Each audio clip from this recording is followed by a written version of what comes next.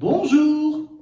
Bonjour everyone, Pantoufleee here today for a new video in which we are going to talk about an upcoming Tier 10 Premium Russian medium tank, aka the Object 907. For those of you playing World of Tank Blitz for a very long time, there were rumors about this tank, but it was like a really long time ago, around 2 years if I remember correctly. But now it's not a rumor anymore, it's literally happening, and does it look freaking sick and freaking amazing. In my opinion, this one is gonna become the king of mediums at tier 10 if it acts like its brother in World of Tank PC. Because for those of you who don't have the pleasure of playing World of Tank PC, this tank right there is a reward for the campaign, the traditional campaign. You have the clan wars of World of Tank PC, and that was one of the main reward, and probably in the past the best one to get. But anyway, you know what, let's jump a little bit into the statistics so you know what to expect from this tank. Sorry guys, I had to restart simply because I don't know why my microphone decided all of a sudden not to work anymore.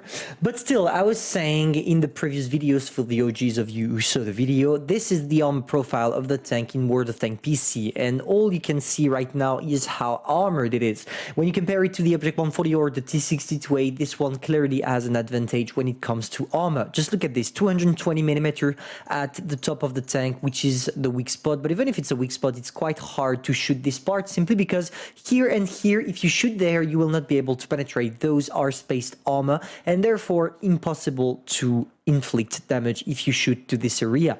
You also have that little slope there, which is kind of trollish, because even if it seems like it's penetrable, most of the time if you shoot there, you are not gonna make it. Now for the top part of the hull, that's where things are becoming interesting, because as you can see, you have a really wild armor, 240 raw armor, which is kind of insane when we consider this tank to be a medium one. Now of course you have the traditional weak spot here and here on the sides of the tank, simply because if you play with a tank destroyer or a heavy tank at tier 10 using gold shell, you shouldn't struggle too much going through 300mm of raw penetration. And you also have those two cupolas, which even if they seem to be kind of a weak spot, they are not. Look at this, 240mm here, 240mm there. Now definitely a good tank when it comes to the armor profile.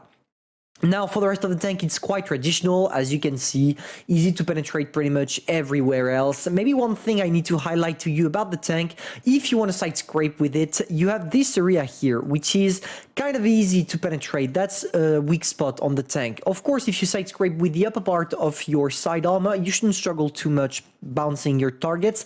But if the guy in front of you is smart enough to shoot at this area, of course it's hard to get it, because if you shoot there, it doesn't work, and if you shoot here, it's like really small. But if he shoots there, it's nearly an auto match, so be careful about that.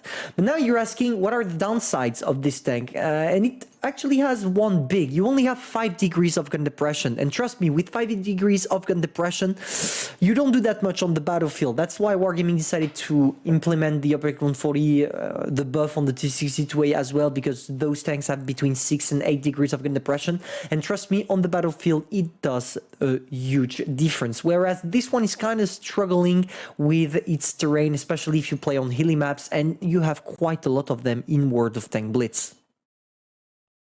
Concerning the mobility of the tank, you can expect to go around 50 kilometers per hour, the exact same mobility as the one you have on the T62A or the Object 140. I think it's going to be an in-between between both of those tanks, so yeah, definitely a good mobility.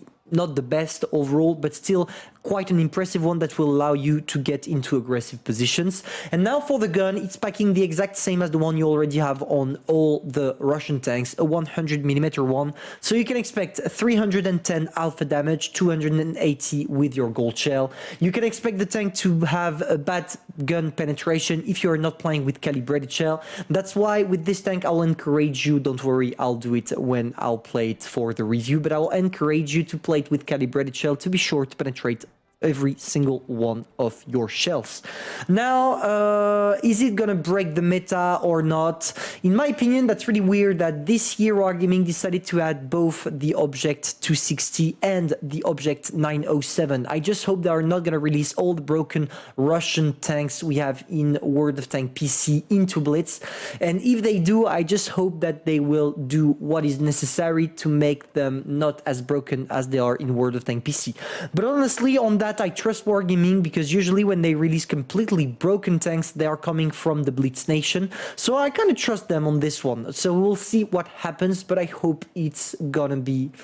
I hope it's not gonna be a mess. Anyway, tell me in the comments, what do you think, guys, about the release of that 907? I don't know yet when the tank is gonna come, but probably that is gonna be out in crates. It's a premium tank after all, so we will see. We will see when it comes, but I'm 100% sure that it's gonna be in crates because this tank is definitely gonna be one of the greatest medium tanks at tier 10.